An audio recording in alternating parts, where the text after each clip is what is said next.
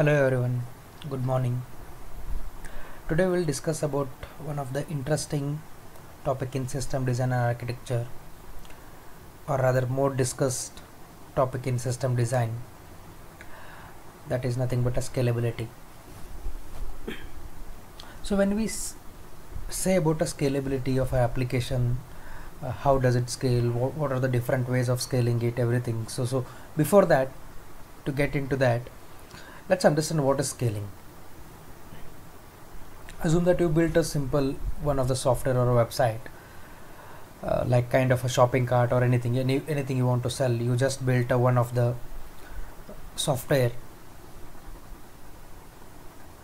where number of users is going to come into your system and buy some products from your application. Like assume that you built a simple Amazon or Flipkart kind of a system.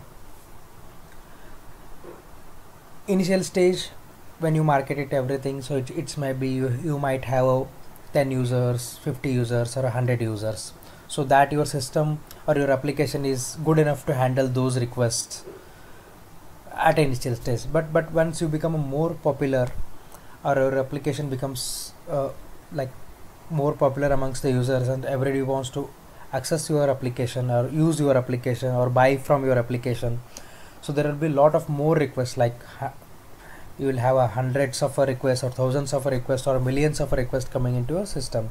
So at that point of a time, is your system will be able to handle those kind of requests or not? That is nothing but a scalability. So how do you make sure that your system able to handle those kind of requests, those number of requests at a time, so that it can serve the purpose what it meant to be, like it will be available to access with a number of concurrent requests to your system. So that is nothing but scalability. So how to make sure or how to handle more requests per minute for your application, or a per second, or a per hour. So it depends on the traffic and everything, all other external factors. So let's not get into that. It's just basically how your application will be able to handle the requests per defined timeline, maybe a minutes, hours and everything. So it's a per minute.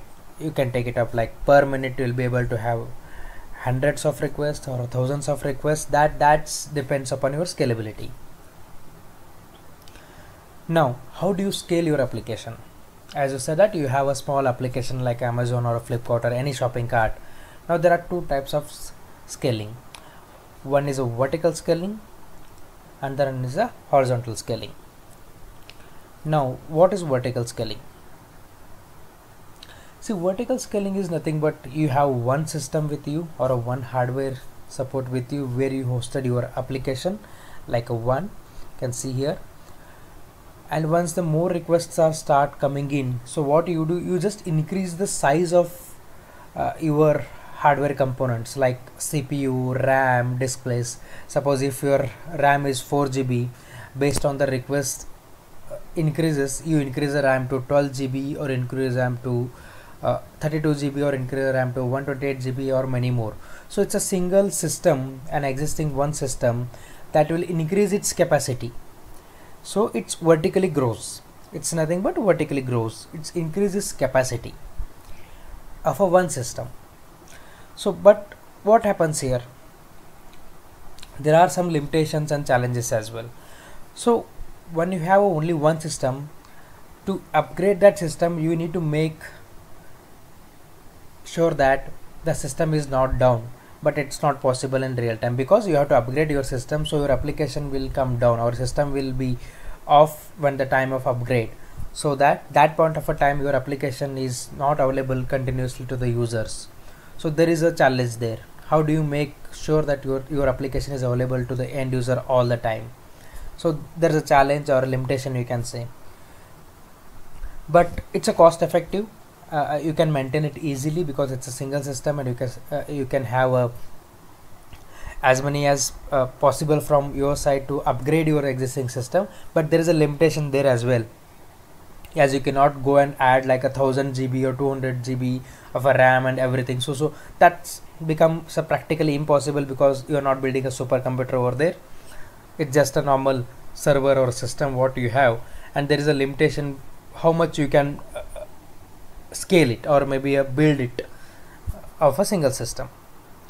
So as I said, it's become difficult to upgrade at some point of a stage when you have a larger volume of a request of a data to be processed, or when your site goes into more popular way into the market, so that lot of requests coming in, so it's become so difficult to upgrade your system.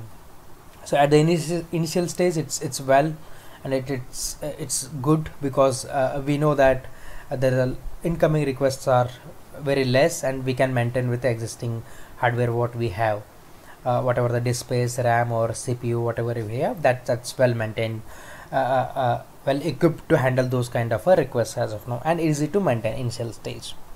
So this is about the vertical scaling. Now let's move on to what is a horizontal scaling.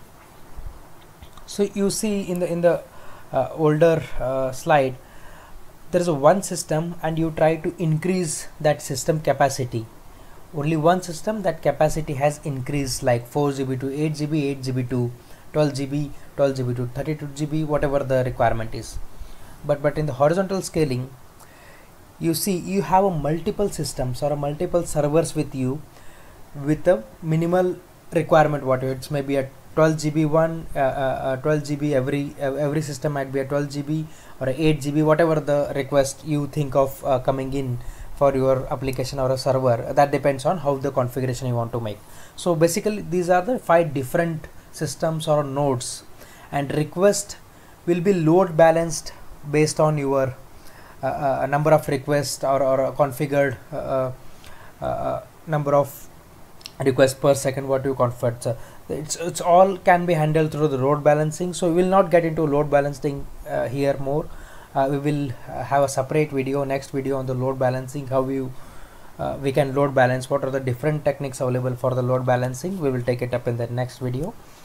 So here you will have a more machines to your hardware pool or a hardware structure, and it can be addressed via load balancing. All the requests can be routed through a load balance to a different servers, and as we have a multiple nodes, if one of the node goes down, it doesn't make any difference to your application because all other 4 nodes are still available for the customers to process their requests. So at the availability is very high here, and there is no single point of failure. Even one is down, we can handle with others. If a 2 is down, even still you can handle with the other 3. So like this we can maintain a balance between the maintainability here, availability of a system, so that we can make sure that at least 99% that the system or application is available for consumers or users to use it based on that. So in general, what is the vertical scaling and the horizontal scaling is? Vertical scaling is just you have a one system and you are increasing that capacity of that system to handle the request. And the horizontal scaling is like you have multiple systems, and multiple systems will be divided across your request, so that it will handle those requests appropriately and efficiently. So it will have a more efficient way of handling the request, so that there is no downtime.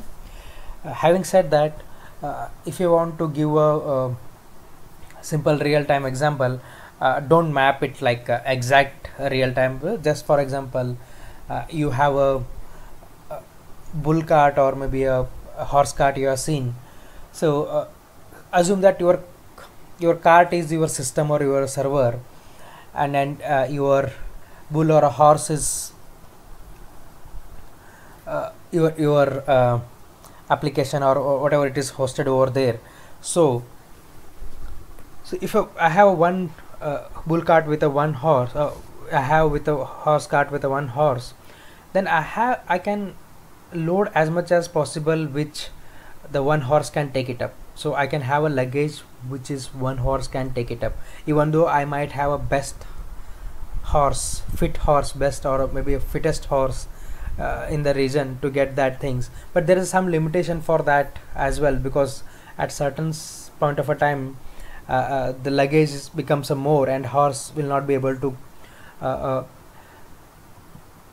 carry it, so it will break down as well. If you have a horse cart with a multiple horses, the luggage capacity also will increases, and even if the one horse cannot bear that kind of a load, you can see that more horses will be balanced over there, because everyone have that balancing capacity, because everyone together can pull that load or luggage, you can say. So it's just a generic example I'm trying to give it here to make it more simpler. uh, uh, so it's in a similar context, like you have a more machines in a horizontal scaling, and you have a less one machine in a vertical scaling. uh, so there are some challenges as well in the both. So in vertical scaling, it's like a single point of failure, because once a machine goes down or hardware something happens, your application will be down, so user will not be able to access it, and your application will be down. There is no continuous availability as application will be down, and this will impact your revenue if your application or your application is based on a monetization or a critical category, like your application might be earning based on the request what you hit, or maybe what are the transaction banking related something is there, so that will affect severely. So we can't in real time afford to have that in a real time scenario. So that's a bit challenge over here. In a horizontal, uh, there are also some of the challenges which we can see it, like it's difficult to maintain because there are multiple systems involved here, and it is going to be costly, because there is a more hardware requirement and more procurement we have to do, and more buy you have to do for that hardware as well. And there's always a network latency. How do you maintain a network latency and synchronization? That's going to be another topic to be discussed whole, as I'll try to cover in coming videos. uh, uh, and also communication between the nodes and sync between the data is also a bit challenge here. So there are a lot of challenges and pros and cons with respect to vertical scaling and the horizontal scalings, but nevertheless this video is to just to give an high level idea of what is scaling, and what is the vertical scaling and what is the horizontal scaling. And in coming videos I'll try to give you the information about the load balancing and the network latency, what is the synchronization between the nodes, how do you maintain the nodes, all those information I'll give in the next coming videos. Thanks a lot.